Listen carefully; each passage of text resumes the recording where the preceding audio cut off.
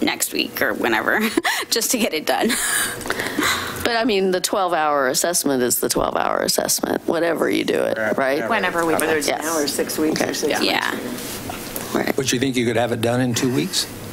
Is that what I heard you say? It will require us moving other priorities. Right. So I just want to clarify that is my only Yeah, concern. all right. Would you rather have that Let's leave information it or alone the at that. information in All in this favor of the process? motion? Aye. All opposed? Aye. Eh. So we had two in favor and motion 6 again. fails.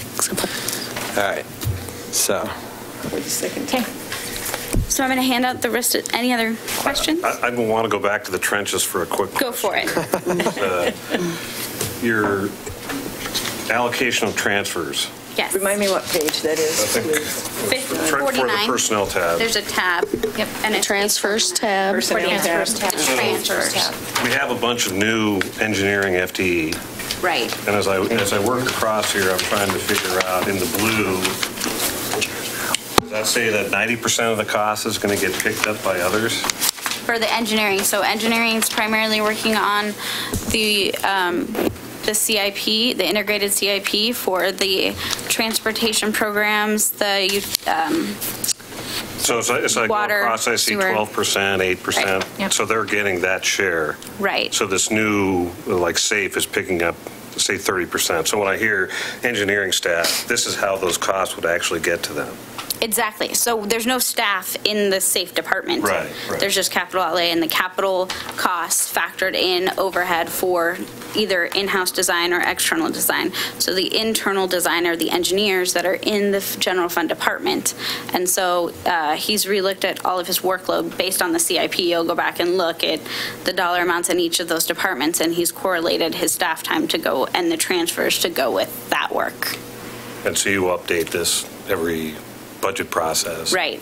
Like, for example, I saw these new engineering FTE, and then it's like, okay, these people are picking up the cost of that. Right. So if we wouldn't have done the integrated CIP, so the SAFE program and the acceleration of the SAFE program and the additional capital outlay, we wouldn't have hired those additional engineers. So this is how we get those costs to those programs. So I have a question too that kind of relates to that. In past years, and this may have been several years past, we would actually have a meeting where we would go through the proposed CIP for the next year, I think it was. Maybe it was 2 years. And we would approve the CIP. And I think that's why it wasn't in the budgets before, because it was a separate process that we did. So am I just having a senior moment, or did we approve a CIP, or are we just going with sort of the... So the CIP is in here, and it's integrated into this proposal, and it's proposed to be adopted with the budget. So maybe this is new staffing, but the CIP process was headed by Chuck, our engineering director, and then in correlation with the budget. And so we followed the same process he did. I wasn't here last year, but they did last year, which related to PSAC and CUAB's evaluation of it, but we weren't aware that any other meetings were held. So this is, when we approve this budget, This will we are include your also CIP. approving the CIP Right. as written. That's why I abstained 2 years ago, because there was no summary of the CIP, and I was surprised at the end of the process to ask about the summary and to be told, no, you've seen it all in the individual budgets, not in a summary. And so by approving all the other budgets, you have in essence approved the CIP. That's why I applaud you for providing a summary so we can see it all together in one place, separate from the ongoing activities of each of the departments. I'm going to be blunt. Staff has looked at this issue a couple months ago as we were trying to get ready for this CUAB process and trying to figure out, as we're approving those rates, we had to approve them based on projects. We have everyone involved except for Chuck was new to this process this year. And so you'll probably see an amendment process in 2 years just to better reflect that discussion and to make sure that it is clear about what the projects are and what those priorities are. And to Chuck's benefit, he was only here like 3 months or something when he prepared the last one. So maybe Couple of weeks. maybe that's part of why the process has changed or something is missed. Right, it's just That he didn't do it last time and we weren't aware that to do something this time. So if we'd liked a different process, we're more than happy. A large number of these projects were assessed by council, and they were assessed when we did the joint transportation program. So when we brought the first tranche of items, that list was included, and that is most of our CIP items. Well, yeah, so the CIP is basically what is rolled forward plus all those, what you guys have approved.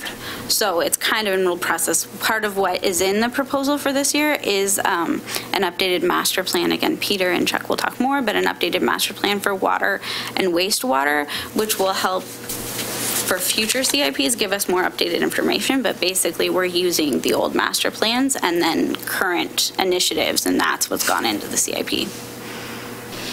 But we do have the whole document, Not doing an proposed updated document here. stormwater master plan in this biennium? I think that one's newer.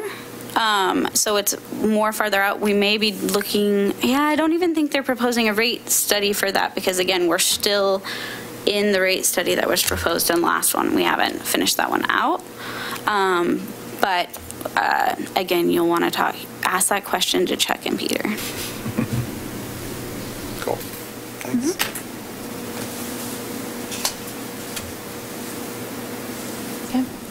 Did you? Quarterly report. Quarterly report. Thank you. As of March 31. And again, as my email said, we're going to go through this since we're just providing the content. If you have questions, you can provide those by email or we can go over them at the next meeting. You don't want to drag us through this then? I'm going to give you adequate time to review.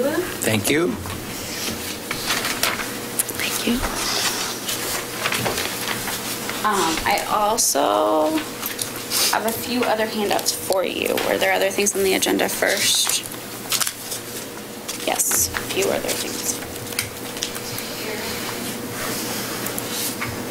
Ooh, thank you. And this is scheduled for the 14th.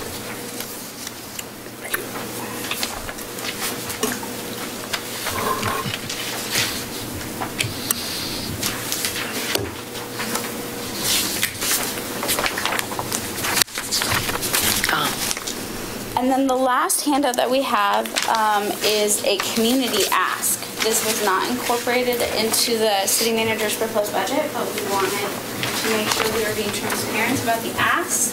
The asks are also aware that we're taking public comment at the next 2 meetings, so they can come and give you additional content. And just so you know, we've received 2 other informal asks. So one was made verbally to council from Art Mom, and the second was an email, not even an email, it was a verbal conversation I had it with a constituent. So we've informed both of them that if they'd like to attend during public comment, that they can make that request at that time. And if the committee would like, I can also email the link to the Art Mob ask that was done at a council meeting. So I can include that with the electronic hard copy of the numbers that will be emailed out for this quarterly report. Do you know how big their ask was? Art Mom? Yes. I don't actually think it included a specific dollar amount. Oh. And so the staff person has been, or is talking with the chair. To refine that before if they choose to come back to you guys. They wanted a blank check? No, I think that they were looking for some mural dollars. We had done them as one-time funding, and so they were looking for an ongoing funding line item. So community ask is where you have outfits out there in the community that are just asking the city for money. Right. And some of them are connected to the city, some of them are not, or at least formally versus informally connected to the city. And those asks were not tied to a council goal. And so we didn't prioritize them going into the budget. Doesn't mean that council doesn't, and the budget committee don't have the opportunity to prioritize them into the funding. Would they end up in a community development department or just?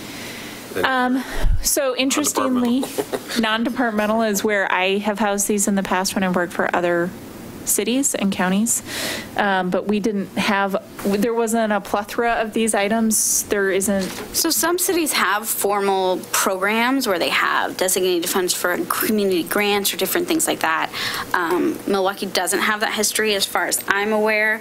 We do fund the NDAs, which a lot of entities would use those funds as more of a grant program versus just a designated amount to the NDA type things. But those kind of correlate, in my mind. Different cities do it differently. We have, so again, one of the organizations making the ask is a city committee, is our arts committee. And so we have, council has specifically funded those one-time asks, and we've put those in the city manager's budget. No, they were actually in the city council's budget. It was one of the two. So it was actually in council's budget. So council chose to make those one-time allocations. If we were going to do more of a grant program, so again, we don't have a formal program. That's why I'm dispersing the information to you, but I'm having them come in the public comment because we didn't publicize to other people that we're taking requests, and we didn't include any in the proposal. So they can use that same public comment time that anybody can. If we were to start funding or have a more formal program, a non-departmental group or its own department or something would make more sense, because those most likely wouldn't be allocable to other funds, and so we wouldn't want to put them in one of the groups that we do allocate out.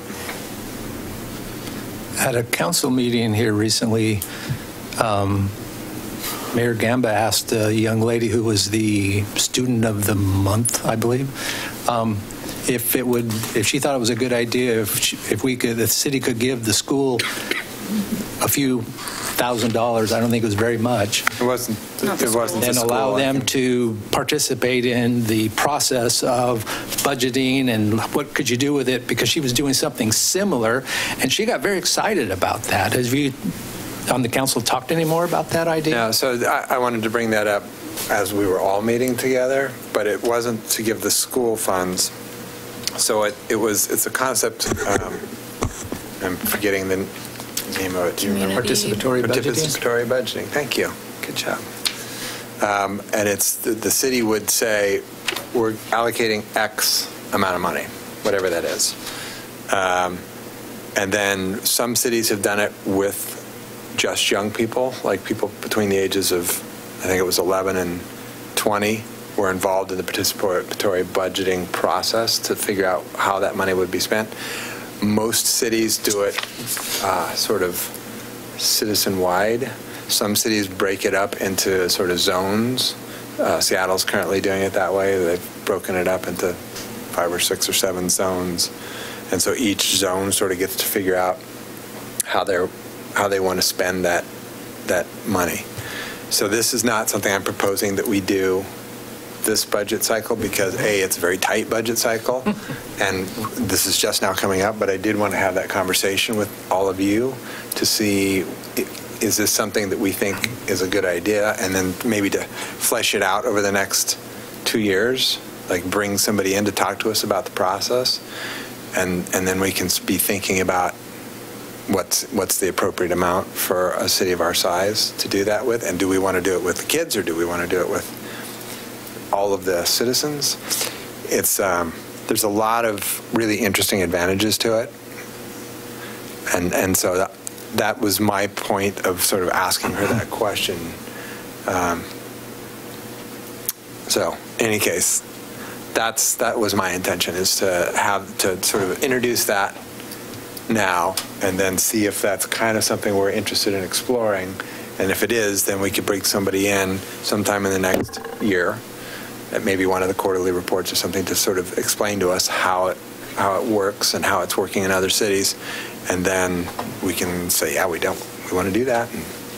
When you brought it up with that high school student, I coupled it with the idea of giving the small stipend or grant to the NDAs. And what that I see doing is allowing more citizens to become involved in the process of government. And if you could do that also with students to get them involved in the process of government, start to see how that works, I think it would be very valuable.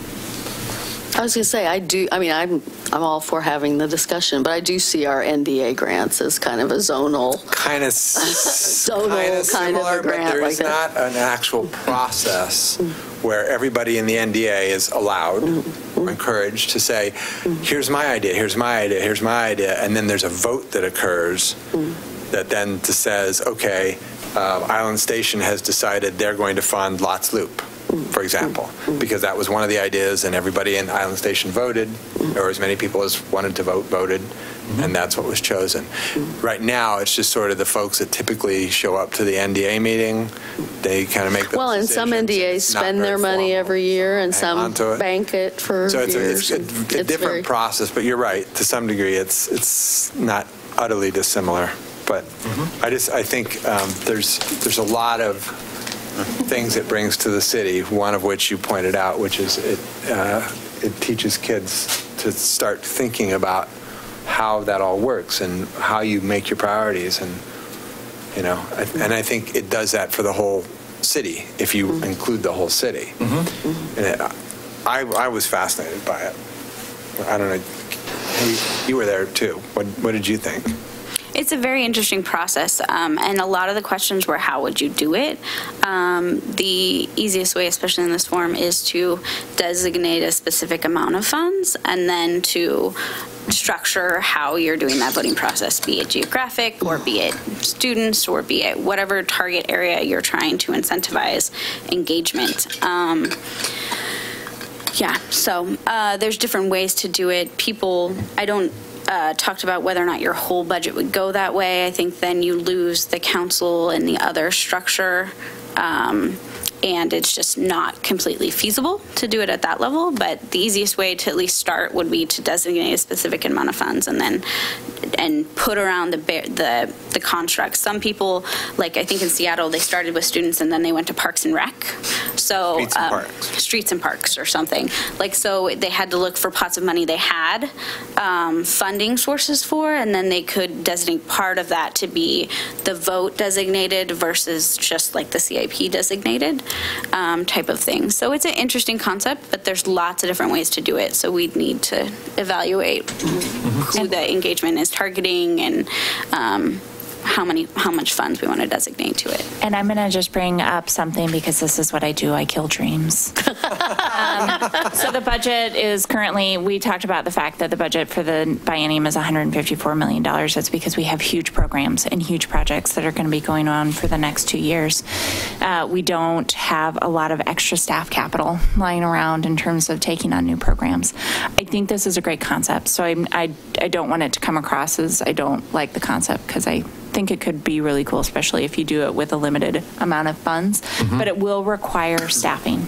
So I just want us to be conscious of the fact that this staffing will be more during budget cycle as we're trying.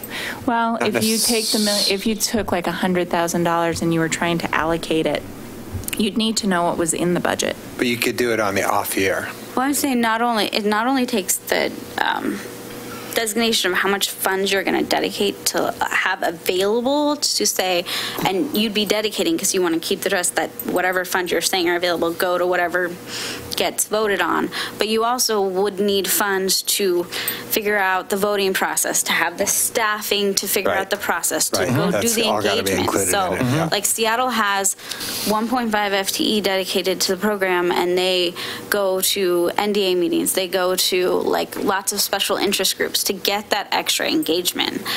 So you're really trying to reach those people you don't necessarily reach during your normal voting. So some of the other options were, why don't you just put it on your normal ballot or something, since you already have those things. But this, in the state of Oregon, those are very specified as far as what you can and can't put there and who can and can't vote on those and whatnot. So you'd have to figure out how that whole infrastructure of how you're getting people to vote and how you're reaching them. And so there's a lot more.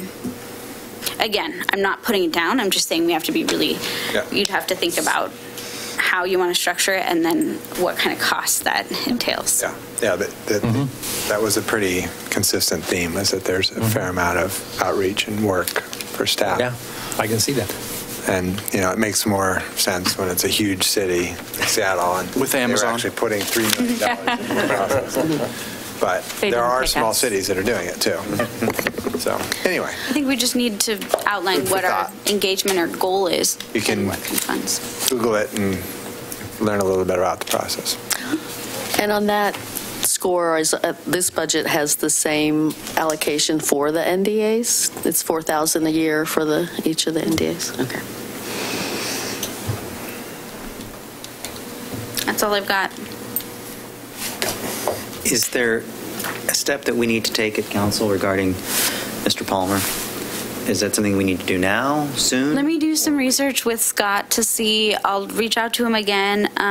But if he is non-responsive, I'll have the process. We'll get the process from Scott of what action would be needed to And we'll take. place it on a council agenda. Because I think he's done, Yeah. from what he's indicated We've to you. noticed. We just need to get another Formalize it. person. Right. And Michael couldn't come tonight?